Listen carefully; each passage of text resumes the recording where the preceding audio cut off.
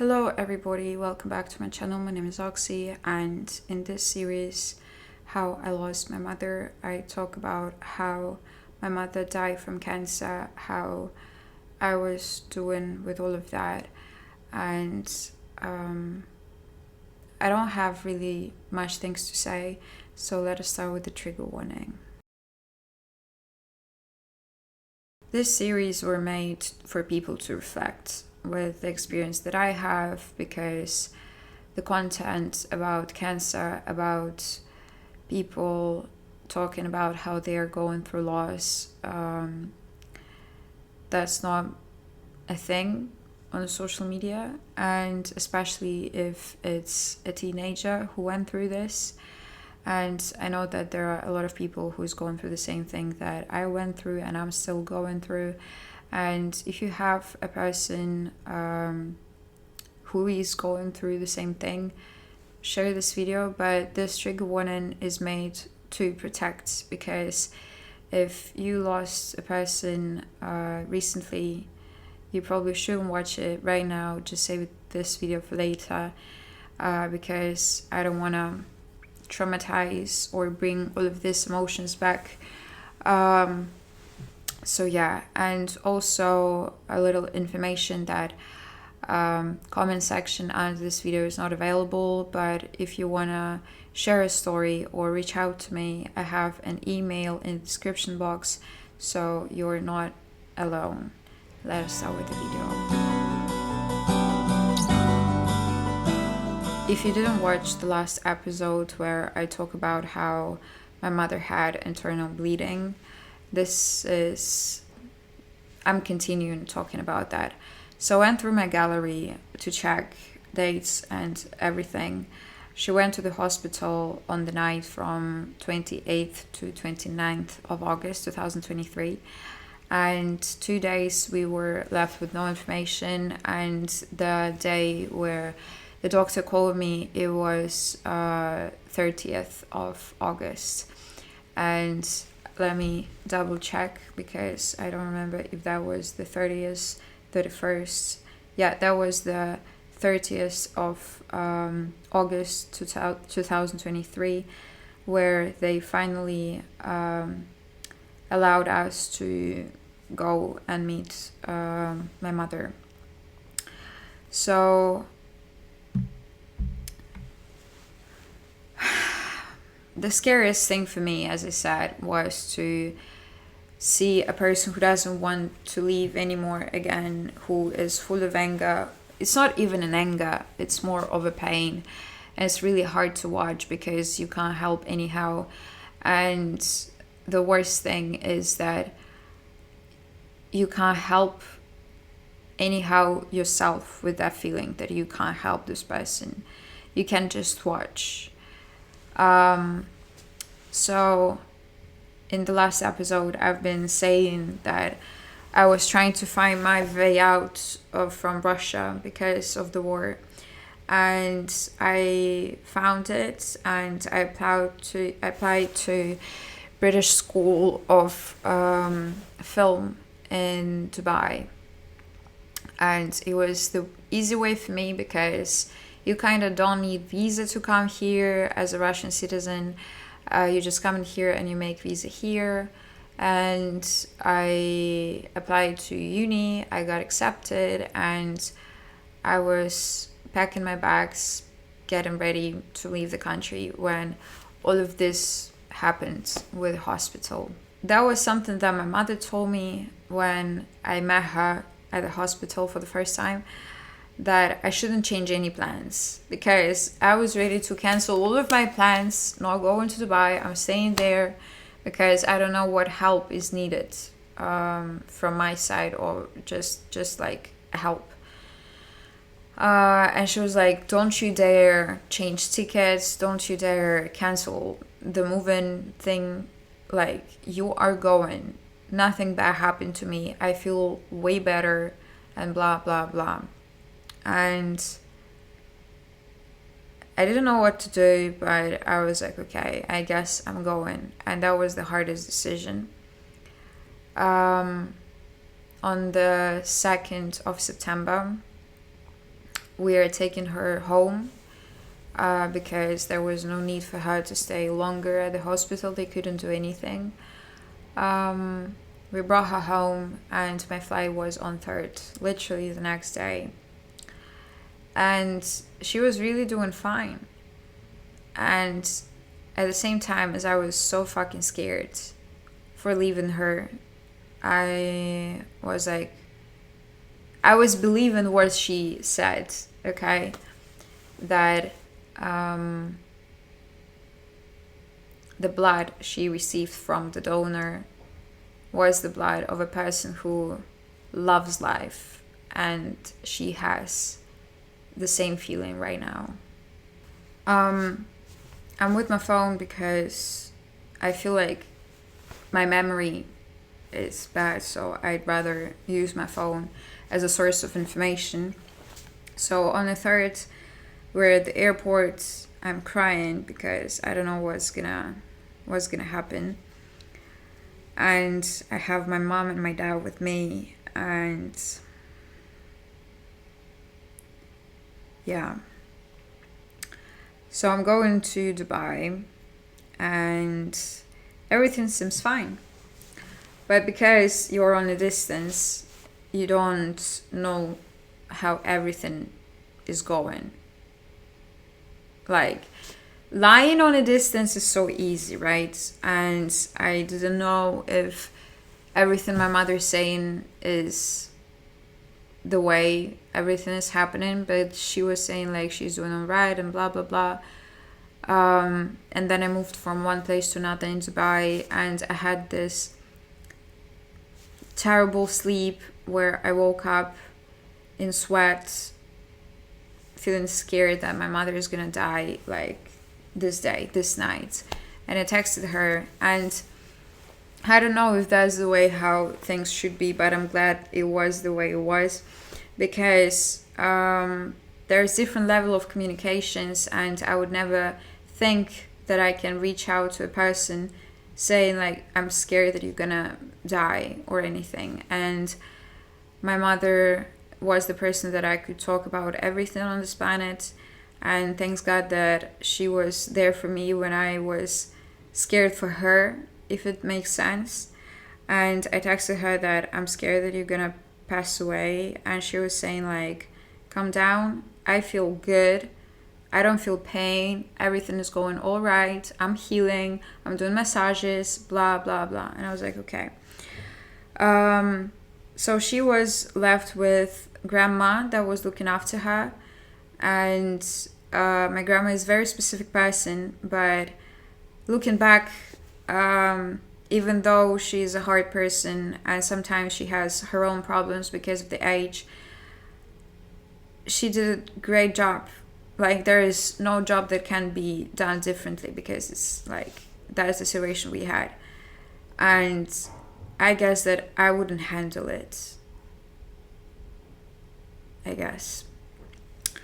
Also, I forgot to say, when my sister was there, my mother had, it was the time when she started to feel worse, before my sister left, like a few days before that. She was throwing up the whole time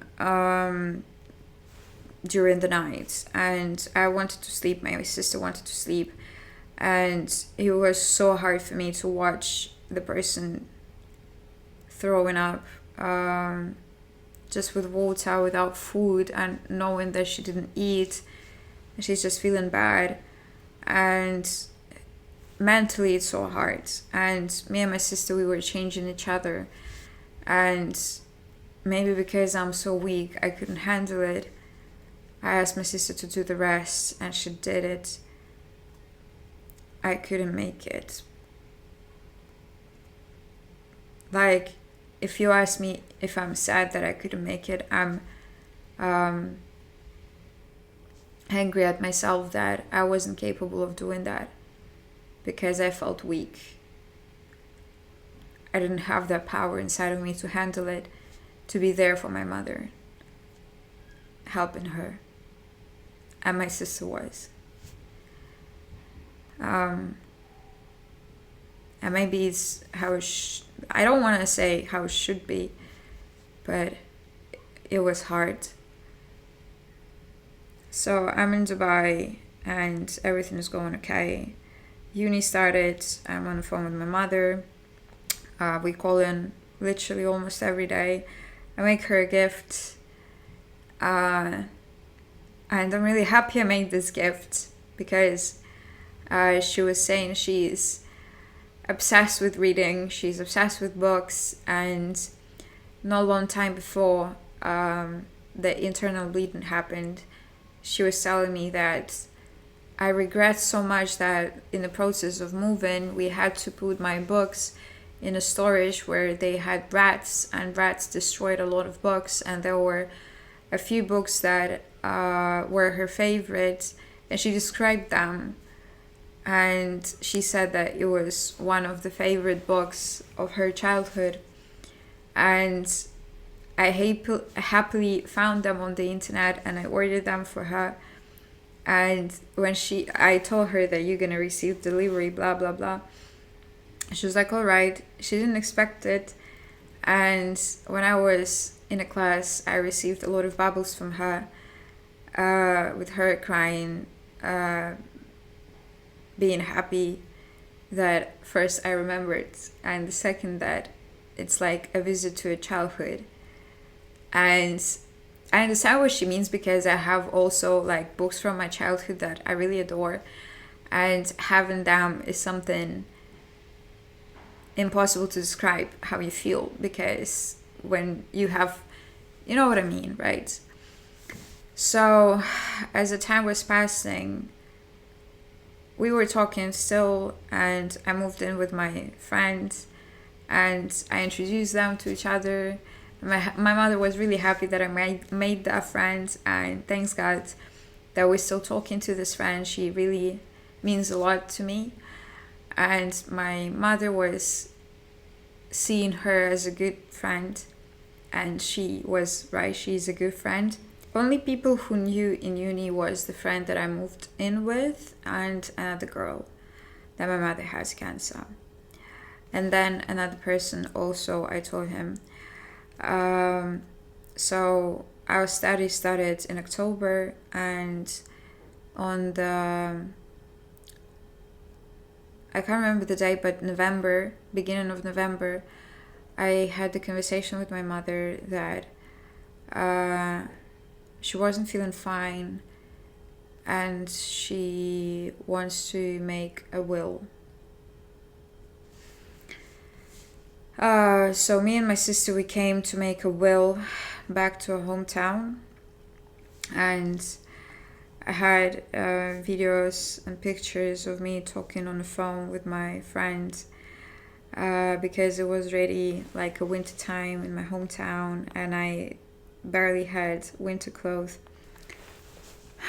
The reason she didn't feel good was because she had the second internal bleeding. She decided not to go to the hospital that time because it wasn't that serious as she said. And yeah, by the way, I forgot to say, like I was saying in the previous video, that she took like a drink that looked like frappuccino. And why this detail is matters, because she said that it made her feel better because the ice recovers it inside, like the cold something. Don't know how to explain it, but yeah. And the reason of her second interbleeding, I don't know, as well as the first one. And as I was told that just this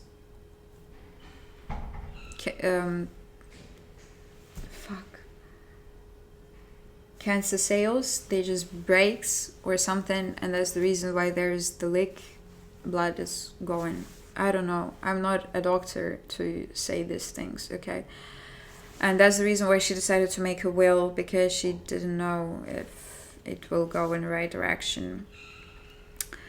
And that was like a flip for me, because from the picture of her healing and having, I've been in the room where the doctor said that she is recovered, having the first incident with inside bleeding, internal bleeding. And after that, when she was saying like, I'm willing to leave, I'm gonna do this and that, like I'm really motivated to leave, that was the best thing I could hear and I could see, because she was really doing good, to the second internal bleeding where everything changed. I was still talking to her on the phone. We were still contacting every now and then. And I came back to Dubai on the 19th of November, and we had a few more weeks of studying. And I was getting ready for the trip to Moscow for my music recording. And somehow I didn't plan to spend the New Year's at my hometown. It will play a role in the future. So December, I'm going to Moscow, and I don't have these pictures to understand dates, but approximately it was the 21st of December, where my mother started to have the third internal bleeding. And in Russian system, this is how it works. Ambulance has doctor and a person who helps, like a helper, I don't know. And this helper, when she wanted to make an injection of a painkiller or something like that, she injected that in a nerve and her leg got paralyzed. From that moment, we barely spoke. She would refuse to have calls. It would take forever for her to reply, because the whole time, like most hours of the day, she was just sleeping or trying to sleep. And she went to the hospital, and not to the hospital where she was in the first time, or governmental hospital, public hospital. She went to the private hospital where people are helping to recover. She was there in a bad condition. They were giving her medicine, and talking honestly, I don't know what was going on there. I don't know why I didn't go back to my hometown when I found out about the third internal bleeding. I was with a friend when I found out, like my mother called me, and she told me not to come, and I didn't come.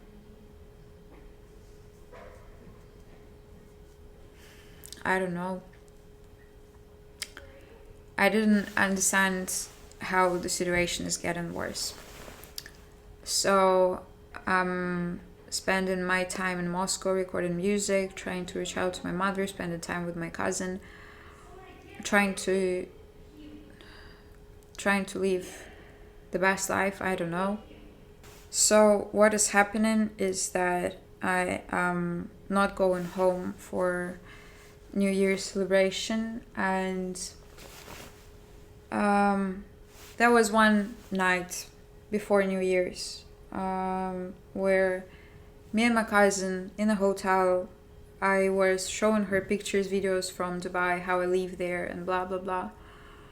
And with me showing these pictures, I see screenshots or bubbles or pictures that I have on my gallery from the conversation, from chats with my mother. And I was like, she's doing all right. There she's not doing all right. Here she's doing all right. So I saw the pattern of something, and I decided to talk to her that maybe she should contact this person, and I would pay any money. Literally, I was ready to give everything I own just to make it happen, because I really thought that's gonna help. And she was like, no, I'm gonna, yeah, we can still keep it as an option, because I think the same way but I will contact another person, and she contacted her person instead of mine. And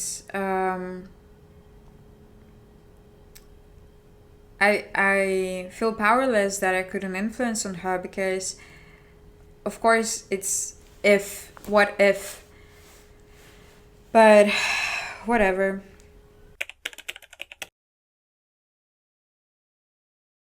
A few days is passing by, New Year's happened, and it's time for me to go back to Dubai. I'm coming back to Dubai on like approximately 5th, 8th, 7th of January, and I'm just getting ready for classes. And 17th of January, when I was okay, now I should be really in my memories, because the gallery doesn't have that. So what actually was going on? I'm coming back in the beginning of the January. Classes starts. My friend is coming, and we're still living together. And during classes, out of a sudden, like for last 3 days, 2 days, I received calls, texts from my sister and from my dad, saying like, don't you think you should visit? Don't you think you should come? Everyone was telling me to come. And I wasn't pissed, but I was like, she is handling all of that. She got this. Like, I was convinced she got this. She got this. I don't know English, sorry. I was 100% sure that she will nail it. Like, everything is gonna be alright. She is one step away from being healthy forever. I have no explanation why I thought that way, because at that time I didn't contact her at all. I did try every day. We wouldn't speak, we wouldn't call. I can't remember a single call we made when I was here in Dubai. I was leaving classes to take a phone call from my dad. But the thing is that they didn't tell how is the actual situation. I think that if they would say, like, hey, it's really time to say goodbye, or we don't know how much time is left, but we think you should come. They were just saying like, yeah, maybe you should come. You know, and I was 100% sure she's gonna be alright. I don't know why I had this confidence in me that she's doing well. Like, on what I was basing my ideas of that, I don't know. I was really worried about her. I really was worried because we couldn't talk. She wouldn't reply me anything. But somehow I was sure she got this. So my sister, she booked flights, and she lives in Hungary, and her flights was Budapest, Istanbul, Moscow, Omsk. And from the flight, she took her first flight, Budapest, Istanbul, and then they got delayed, and she missed her flight because she didn't realize a new time or something like this. And then she bought a new ticket to Moscow, and all of the other flights got expired or something. She stayed in Moscow for a few hours because that was the nearest flight she can take, and she took this flight. She landed in Omsk, and this whole time I was with her. I didn't sleep. I couldn't fall asleep. And I cannot explain what was inside of me, bro. Like I didn't give a damn. I was, the whole time I was with my sister on the phone, I was like have a good flight, blah blah blah. I was watching her flying, but inside of me, this whole time, when I would wake up in the middle of the night thinking that my mother is passing away or she would die soon, I had this feeling, and somehow I thought I will predict this moment. I would feel it in my guts. I knew I would feel it in my guts, you know? And this time I wasn't happy. No, I wasn't feeling good, but like I was like this. I didn't want to sleep. I was energetic because I didn't want to sleep. Like this sort of adrenaline that you have in your blood and you can't understand anything. And I had this, okay? And it was the 18th of January. And I waited for the moment as she lands in Omsk. And she was telling me like, hey, the traffic here is so bad. It taken us forever to come to the building. And the thing is that 15 minutes, max 20 minutes is the time that you will spend from getting from my building, from our building to the airport. 20 minutes. Guess how long it took them to get to the building? An hour and something. As I can remember, it was hour and a half, but I can't remember correctly. So as she landed and started her journey going home with family, friends, I was like, okay, finito, now I can go to sleep. It was already 6 a.m. That's what I remember. And I was all right, guys. So I'm going to sleep. My friend is already sleeping like for a few hours and I was just awake. I'm going to bed. And I wake up from a call. I slept for 3 hours. It was 9 a.m. My sister is crying. She tells me that mother passed away. I'm from laying, I'm sitting on the bed. I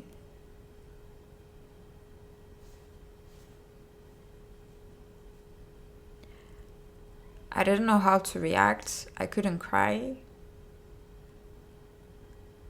And I cried. My friend woke up. She was like, everything is okay. We're doing this, and that. You're buying tickets, you're going. I'm buying tickets and I'm going.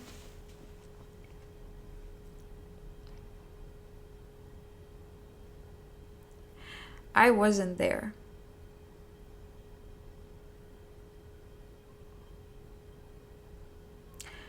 I wasn't there when my mother was passing away. I couldn't make it to the New Year's. I don't know what stopped me. I don't know why I didn't book flights to go home when everyone was telling me to go. I don't know how I had this idea that everything's gonna be alright. So the thing is that it took my sister an hour and a half to go back home, and nobody is telling me what was happening at home. As far as I understood, my sister came home and my mother started to pass away.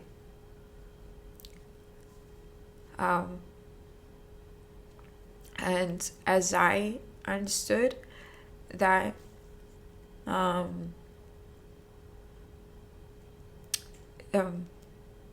it's not like something like a person just dies, like they close their eyes and then is that their body is maybe moving somehow or anything. I don't know. I don't know if she felt pain when she was passing away.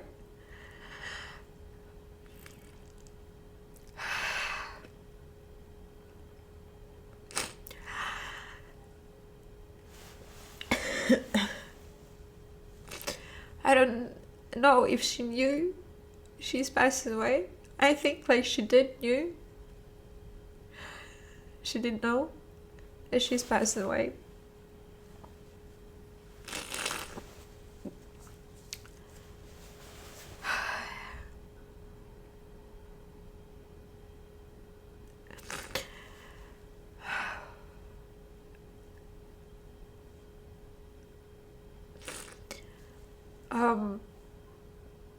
When you look at that, maybe this is just how I'm trying to calm down myself, but maybe my mother just didn't want us to see her dying, because that's what my dad says, that she never wants you both to see her like that and remember her like that.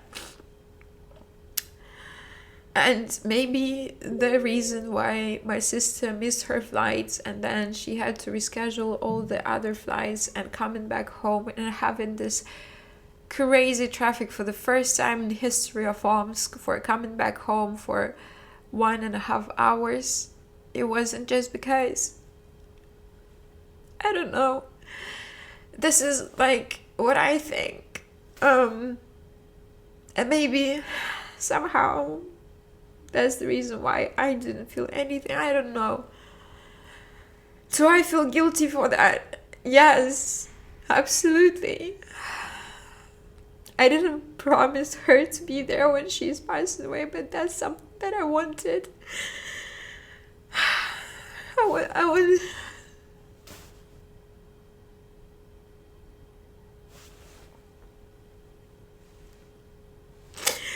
And when I had my flight, when we took off and we were up in the sky, I had the window seat. I remember I looked in the window and I was like, maybe I'll see my mom because now she's in the sky.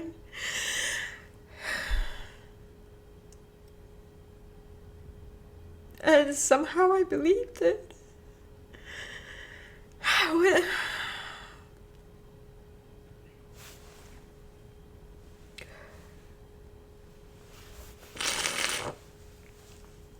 I came back home, and I was like, I don't know how it works in different countries. I don't know how it works in like funerals, like as a concept, whatever. But here, because I'm speaking honestly, okay, I don't want you to judge me or whatever. So when all of that happened, I had the call with my sister when she was saying all of that, and then a family friend took a phone for me to talk to her, and my mother was still in the bed. I don't know why, if I really should or shouldn't have, but I asked her to show me mother that was already dead.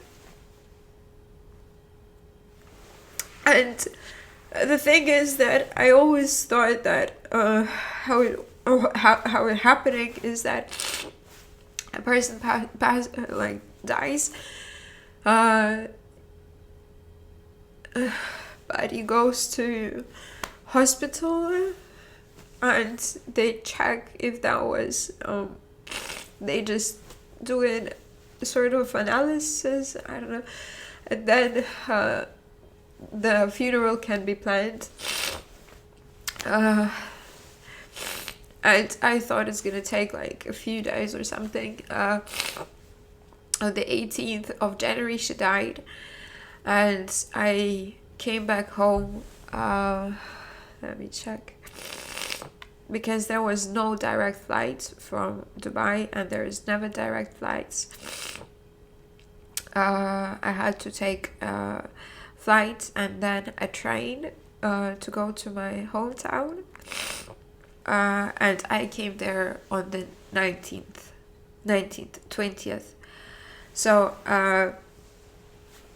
the thing is that 18th, my mother died, and there was no flights to the nearest place, and for me to take also the airplane. And at what time? I even have tickets. Yeah. 10 a.m. of 19th. That was the earliest flight I could take, and I took it, and then I had a train. Yeah, and I came home at 20th of January 2024.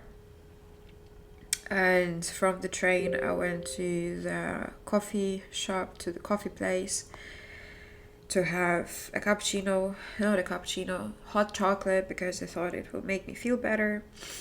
And then I came home, and we had like a few hours before funeral. And funeral was happening on the 20th of January.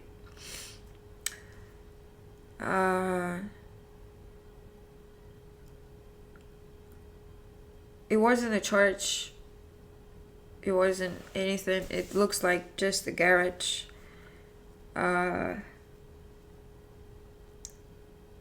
You come in. There is a coffin, and there was a picture. And when I saw my mother, you know that they are making makeups for dead bodies, and my mother didn't look the way like she looks like completely different person. It wasn't her, and I was just able to sit with a picture of my mother, old picture of my mother. I couldn't come to the coffin. My grandma and other people, they were like touching her hand, saying last goodbyes. I couldn't touch it, and I don't know. I eventually I didn't touch it. I couldn't overcome myself. I don't know. I was just sitting there crying with the picture of my mother, and my mother was there, and it was like two different people. And then we left, and her body was taken. She didn't want her to be buried. She wanted to have ashes so we can spread it. And we don't have this place where you can do this in Omsk, so it was sent to Novosibirsk, the city, nearest city to us. And that's it. The body went to the last trip, I don't know, to Novosibirsk, and we went to his place for having the funeral lunch, as they say, and I couldn't eat anything. I felt nauseous. And I just left. The thing is that we had there a lot of people that I never saw. Like, I don't know these people. I don't know these people. I did, like, they. Who are they to my mother? Like, I know this is not me deciding, you know. I was just like, I had no clue. What are you doing in here? Were you there when she needed you? No, like, that's a completely different topic, but yeah. And I left. I left home, and I can't remember what was happening. Yeah.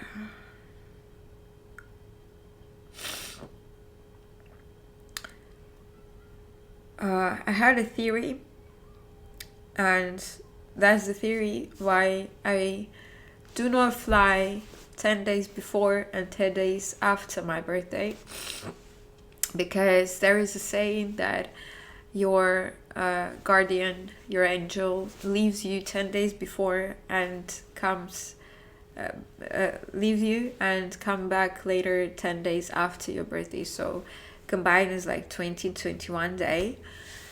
And I was always afraid of flying somewhere on my birthday because of the saying. And my mother has a birthday on 28th of January, and she died on the 18th of January, the exact 10 days before her birthday. And she's supposed to be 50. 50. 50. Which is young to die.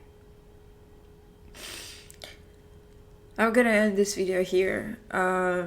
There's a few more things to say, so I'm gonna make another video. But this is how my mother died. Quick reminder that comment section is not available under this video, but I'm leaving the email address in the description box, so you can reach out to me if you have something to say or share a story, so you're not alone. I want to thank you for watching this video. Thank you for watching. Like, subscribe. Hope you're well.